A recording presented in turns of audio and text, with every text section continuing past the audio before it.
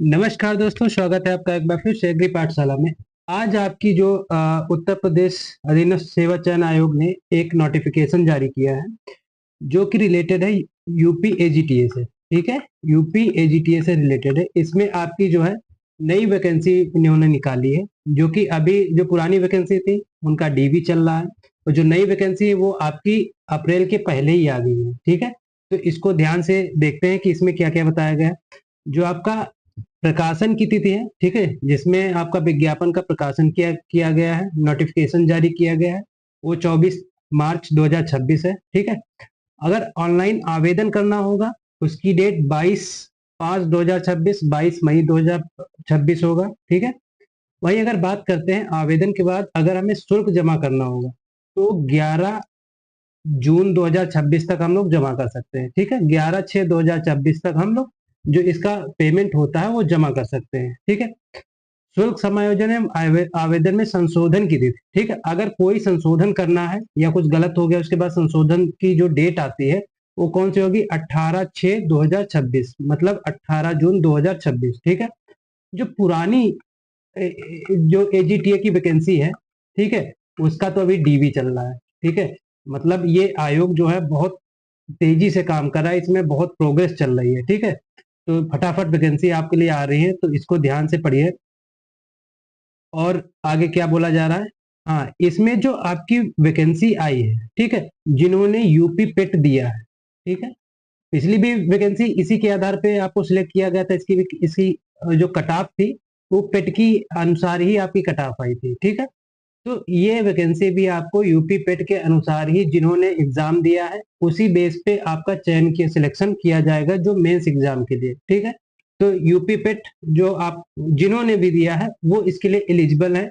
बाकी जो इसकी कट ऑफ होगी वो आपको आगे जो जब आप एप्लीकेशन फिल करेंगे तो उसके बाद आप आयोग आपको कट ऑफ जारी करेगा। ठीक है, तो सबसे जो इनिशियली जो शुरुआती जो इसकी एलिजिबिलिटी होती है कि आपके पास यूपी पेट होना चाहिए। ठीक है, अगला बात करते हैं आगे क्या कह रहा है।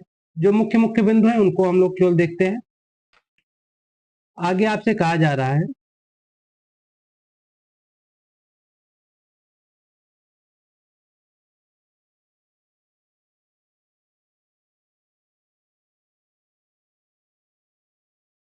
नेक्स्ट हम बात करते हैं आवेदन शुल्क की। ठीक है, ये इंपॉर्टेंट है आपके लिए। आवेदन शुल्क की बात करते हैं, जिसमें जो आप ऑनलाइन करेंगे उसका जो शुल्क रहेगा 25 रुपए रहेगा। कितना रहेगा? 25 रुपए ही रहेगा। ठीक है, सभी का, चाहे जनरल से हो, ओबीसी से हो, एससी से हो, एसटी से, सभी का कितना रहेगा? 25 रुपए ही रहेगा आवेदन शुल्क। ठीक है, अगला अगर हम लोग बात करते हैं आगे आपके लिए जो इम्पोर्टेंट चीज है, हाँ, आगे आपके लिए जो इम्पोर्टेंट चीज है वो है आपकी वैकेंसीज। ठीक है, किस आधार पे कितनी वैकेंसीज किसके लिए निकाली गई है। ठीक है, तो सबसे पहले जो कुल विज्ञप्ति हैं उनके अनुसार देखते हैं किस विभाग ने निकाली है। कृषि निदेशालय ने निकाली है। पद नाम क्या है?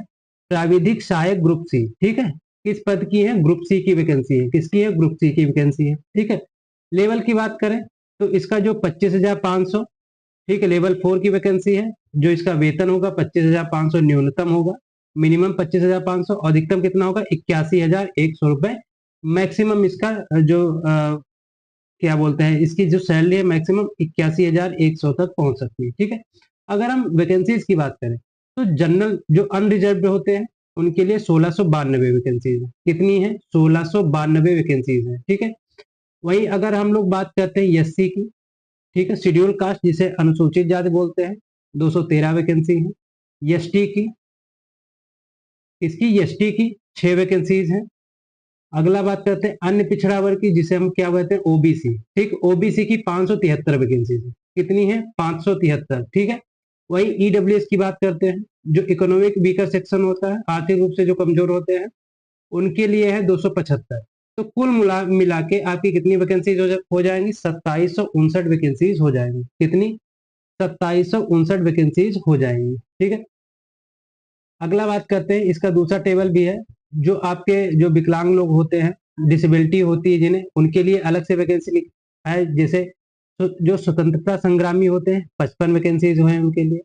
जो नेत्र से मतलब जो देख नहीं सकते उनके लिए 37 वैकेंसीज हैं, जो सुन नहीं सकते उनके लिए 37 वैकेंसीज हैं, उनके लिए भी, ठीक है। वहीं अगर कोई भी उनके अंदर जो डिसेबिलिटी वाली कोई भी कंडीशन होती है, सबके लिए इसमें जो है वैकेंसीज निकाली गई है, ठीक है। सैन्य वियोजित के लिए जो भूतपूर्व सैनिक है उनके लिए 137 वैकेंसीज है, महिलाओं के लिए 551 अलग से वैकेंसीज है, ठीक है। जो महिलाओं का जो कोटा रखा गया वो रिजर्व रखा गया, 551 वैकेंसीज महिलाओं के लिए है, ठीक है। 55 वैकेंसीज जो हमारे स्पोर्ट्स के प्लेयर होते हैं उनके लिए वैकेंसीज होती है, कितनी, 55 वैकेंसीज, ठीक है। तो ये तो हमने जान लिया वैकेंसीज के बारे में।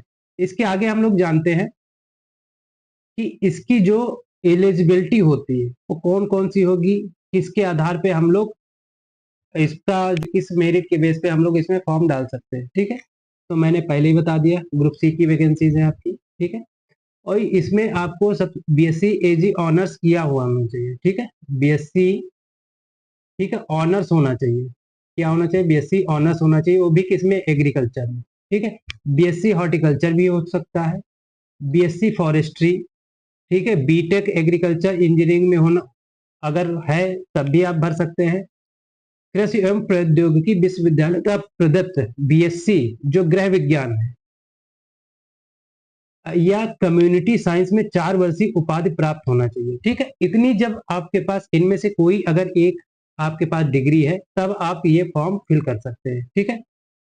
वहीं अगर बात करते हैं आयु की, ठीक है, तो अगर हम लोग आयु की बात करते हैं तो 21 जुलाई, सॉरी 1 जुलाई, ठीक है, 2026 में जिसकी आयु 21 वर्ष हो जाएगी, ठीक है, 21 वर्ष का पूरा हो जाएगा, ठीक है, वो इसमें फॉर्म फिल कर सकता है। 21 से 40 वर्ष जो है इसमें क्राइटेरिया या जो कंडीशन है वो 21 से 40 वर्ष के बीच में रखी गई है, ठीक है। इससे न 21 वर्ष से कम नहीं होना चाहिए, तो 40 वर्ष से ज्यादा नहीं होना चाहिए, ठीक है।